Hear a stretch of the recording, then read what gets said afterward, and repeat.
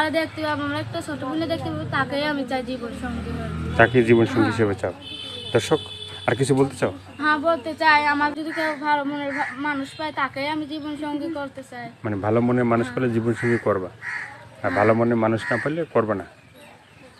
তো বলো কি আর কি বলতে চাও? আমি বলতে চাই কিডনি গুলায় পাটো হাত নষ্ট, অনেকটা কষ্ট করে আমি প্রতিবেদনের সামনে আইছি, না স্যার জীবনও আসতাম না। একটা মেয়ে কি কোনো সময় যে প্রতিবেদনের সামনে আসে, ভালো মেয়ে অনেকটা কষ্টই বলে আমি আজকে প্রতিবেদনের সামনে এসেছি।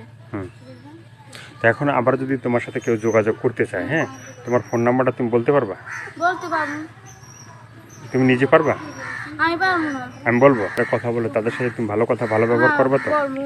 করবা? না কেন? হ্যাঁ, মন থেকে বলছো মন থেকেই বলছি। না? আবার ফোন দিয়ে বলবা যে ভাই টাইম নেই, আগে টাকা পয়সা দাও তারপরে ভালোবাসা হবে? আগে টাকা চামু কেমন ওর সাথে কথা যোগাযোগ করবে, ভালোবাসা যে মন থেকে ওইটা যেতে চাই তাকে আমি করতাম। একদিন কাজ করে আর একদিন বেতন দিতুক না ভাই, তার জন্য আমি প্রতিবেদনের সামনে পরের বারে কাজ করি 20-50 টাকা কি সংসার চলে, তাই তো আমি প্রতিবেদনের সামনে এসেছি।